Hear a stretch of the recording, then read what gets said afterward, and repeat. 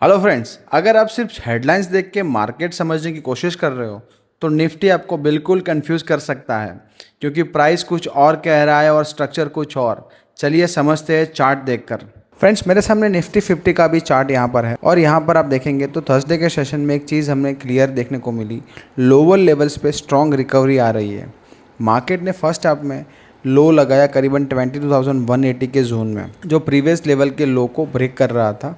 But उसके बाद जो हमें बाउंस आया वो नॉर्मल बाउंस नहीं था। अगर आप थोड़ा जूम इन करेंगे तो करीबन 25,350 300 के लेवल से यहाँ पर हमें एक ब्रेकडाउन देखने को मिला था और market continuously lower highs lower low के पैटर्न में चल रहा था।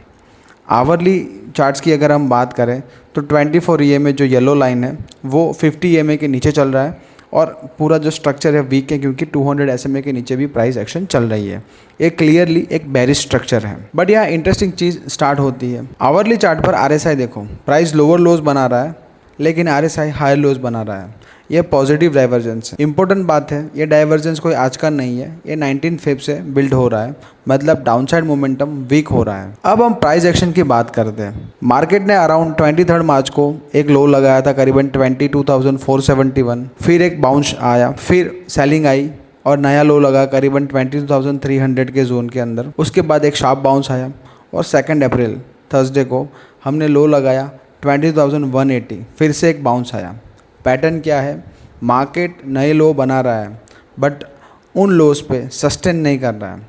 हर डिप पे बाइंग आ रही है। ये typical short covering plus accumulation zone का सिग्नल होता है। अब सबसे इंपॉर्टेंट लेवल 22,900, ये जो मैंने यहाँ पर मार्क करके रखा है। अगर निफ्टी आवरली चार्ट पर क्लोज देता है 22,900 के ऊपर तो ये पूरा lower highs lower low structure break हो सकता है। इसका मतलब है बेस फॉर्मेशन हो रहा है 22,200 से लेके 22,500 में। ट्रेंड रिवर्सल अटेम्प्ट हो सकता है, क्योंकि आप डेली चार्ट्स पर देखेंगे तो मार्केट कंटिन्यूसली फॉल हो रहा है और एक मीन टू रिवर्सल यानी अपना 24 EMA टेस्ट करने मार्केट जा सकता है। जो पहला अटेम्प्ट है वो हो सकता है 20,450 से लेकर 23,500। अगर एक्सटेंडेड मूव रहा तो 20,650 तक भी मार्केट जा सकता है। अगर स्ट्रेंथ बनी रही और ग्लोबल क्यूज अच्छे रहे तो 24,300 अपना जो 52 EMA है वो भी टेस्ट कर सकता है। तो रफली यहाँ से 4 to 5% का अपसाइड पोटेंशियल है। बट रिस्क भी इग्नोर नहीं कर सकते। ग्लोबल क्यूज अनस्टेबल है, ईरान US टेंशन एस्केलेट हो रहा है अभी भी। अगर निफ्टी 20,200 के नीचे अगर क्लोज करता है तो ये जो मल्टीपल सपोर्ट्स डिफेंड कर रहा है वो ब्रेक हो जाएंगे और फिर नेक्स्ट लेग डाउनसाइड का स्टार्ट हो सकता है। 22,900 is the trigger, 22,200 is the danger zone.